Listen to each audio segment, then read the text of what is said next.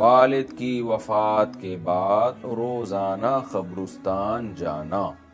میرے والد کے انتقال کو 8 مہینے ہو گئے ہیں، میں روزانہ قبرستان جاتا ہوں، وہاں جا کر سورہ یاسین وغیرہ پڑھتا ہوں، تو کیا روزانہ وہاں جانا بدعت ہے؟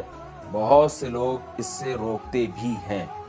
یونس صاحب انڈیا سے، دیکھیں سورہ یاسین پڑھنے کے لیے جانا تو بدعت ہے۔ سورہ یاسین تو کہیں سے بھی پڑھی جا سکتی ہے، یہاں بھی پڑھی جا سکتی ہے، وہاں بھی پڑھی جا سکتی ہے۔ آپ اگر صرف زیارت کے لیے جاتے ہیں تو 2 زیارتیں ہو سکتی ہیں، ایک تو قبرستان کی زیارت کے لیے جانا، وہ تو نبی صلی اللہ علیہ وسلم نے حکم دیا، فرمایا زورها فإنها تذکر الآخرہ، قبرستان کی زیارت کیا کرو، اس سے آخرت کی یاد تازہ ہوتی ہے۔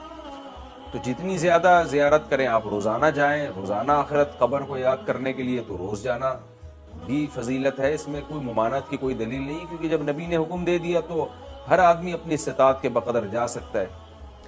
دوسرا مسئلہ ہے اسپیشل والد کی قبر کے لیے جانا، تو اس کا بھی حدیث سے ہمیں ثبوت ملتا ہے۔ نبی صلی اللہ علیہ وسلم نے اللہ سے اجازت مانگی کہ اپنی والدہ کی قبر کی آپ کو اجازت دی جائے، ان کی زیارت کی، تو اللہ نے اجازت دے دی۔ تو والدہ سے محبت تھی، اسی وجہ سے رسول اللہ صلی اللہ علیہ وسلم اپنی والدہ کی قبر کی زیارت کے لیے گئے۔ تو انسان کو جس سے محبت ہوتی ہے، ظاہر ہے اس کی ہر چیز سے محبت ہوتی ہے۔ تو والد سے اگر آپ کو محبت ہے تو ان کی قبر کی زیارت کا دل چاہتا ہے انسان کا، میں جا کے اپنے والد کی قبر کی زیارت کروں۔ لیکن اسپیشل دعا مانگنا کے لیے جانا یا تلاوت کے لیے جانا، اس میں جانے کی ضرورت نہیں ہے، وہ دعا ہر جگہ سے قبول ہوتی ہے، ایصال ثواب ہر جگہ سے ہوتا ہے۔ تو اس نیت سے آپ نہ جائیں، ہاں جانے کے بعد آپ وہاں دعا کریں یا کچھ تلاوت کر لیں تو وہ جائز ہے۔ ایک ہے گئے اور آپ کو خیال آیا کہ خاموش بیٹھنے سے بہتر ہے کہ میں اپنے والد کے لیے دعا کروں، تو یہ بہت اچھی بات ہے۔